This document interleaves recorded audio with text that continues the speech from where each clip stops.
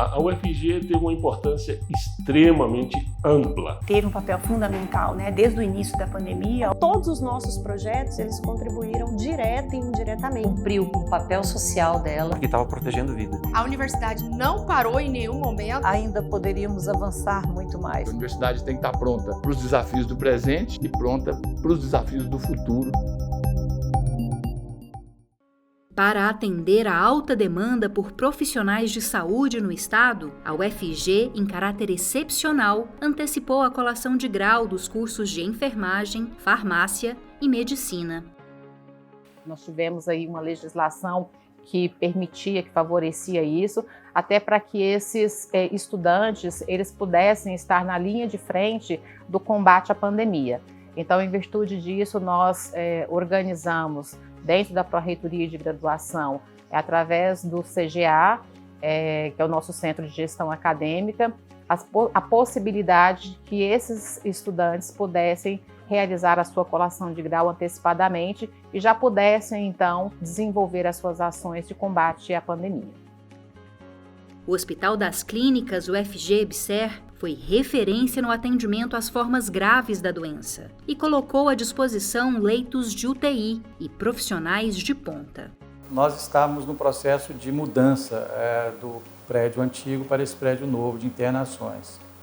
Isso foi um momento muito luminar para nós, porque nós tivemos a possibilidade de ter espaço físico para aumento de maneira súbita, como foi necessário, desde que tivéssemos a ajuda dos órgãos envolvidos com a saúde pública e, enfim, nos três âmbitos da federação, né? Tanto da União, quanto do Estado, quanto do município. Isso gerou, então, essa possibilidade do hospital reagir muito rapidamente, de disponibilizar a sua capacidade aumentada. Nós aumentamos em praticamente 200 leitos de atendimento exclusivamente para a Covid.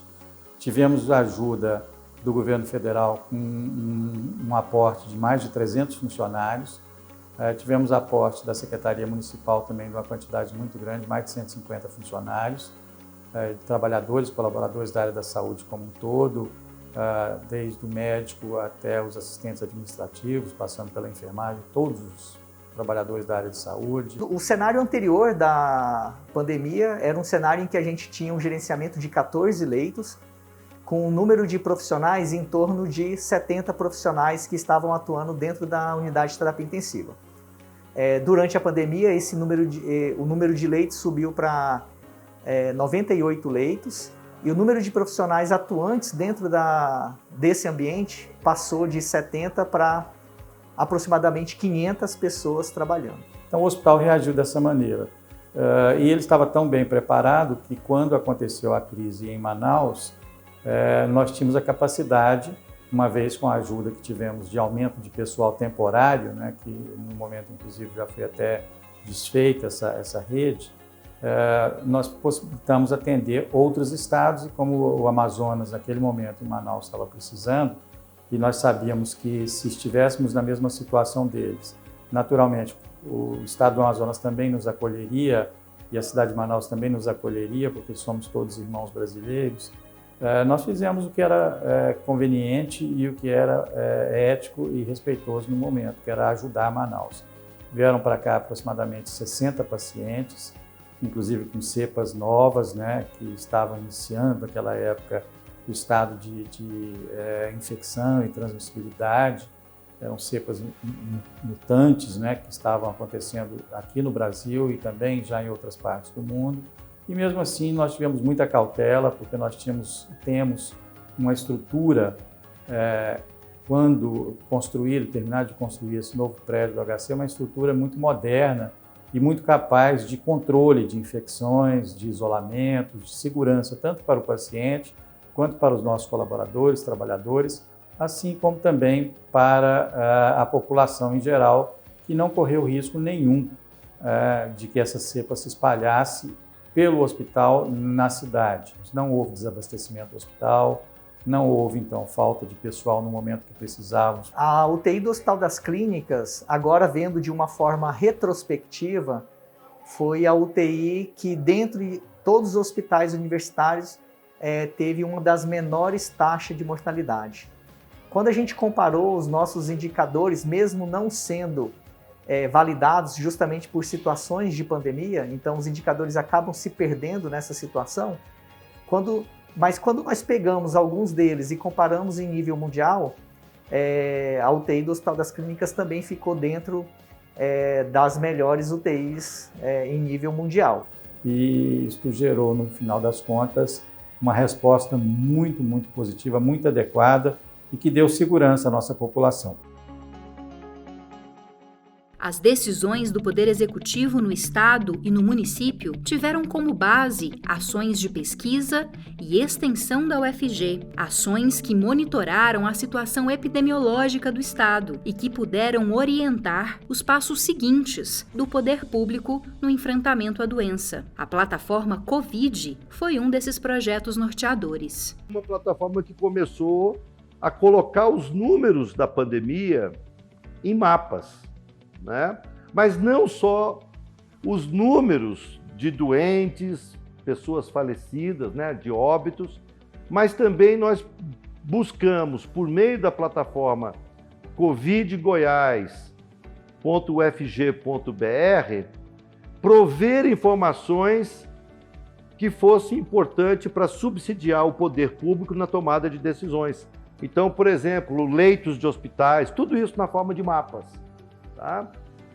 Projeções, começamos, né, em parceria com colegas da ecologia, com colegas da área de saúde, com colegas do Instituto de Matemática e Estatística, começamos a ter um modelo de projetando os números da pandemia, né, criando cenários possíveis em relação aos dados, né, existentes ali a cada momento. Então, a ideia, quando a gente começou o projeto, foi exatamente fazer esse acompanhamento, né? Então a gente vai fazendo os modelos, a gente tem uma ideia, por exemplo, se falou muito, né, e esse número ficou muito popular, o chamado R, né, a taxa, que é um número de crescimento, a taxa de crescimento, vamos dizer assim, se ele for maior do que 1 é porque a epidemia está crescendo, se ele for menor do que 1, a epidemia está diminuindo. Então a gente conseguia tentar chegar nesse número e a partir desse número a gente fazia uma projeção de quantos casos iam aparecer, e aí entram os outros parâmetros, que são os parâmetros também, outros parâmetros mais epidemiológicos.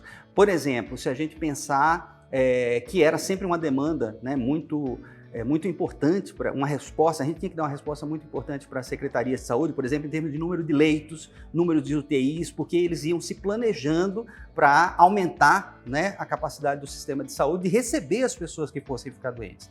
Então, a partir do número de casos e considerando, por exemplo, a possibilidade das pessoas que se infectam com o vírus desenvolverem um quadro mais grave, né, da doença, a gente conseguia ter uma ideia de quantos leitos, por exemplo, a gente iria precisar, e aí as secretarias de saúde, vamos dizer assim, passam a agir. Foi uma decisão do grupo de operar uma plataforma em nível estadual.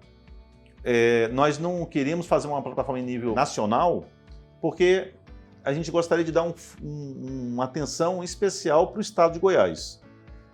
Realmente tentar conduzir a pandemia de maneira diferente aqui, trazer mais informações. Então, por exemplo, Goiânia, a gente trazia uma informação em nível de bairros, ou seja, eu conseguia ver a doença e ranquear o número de bairros, em número de casos confirmados e de óbitos.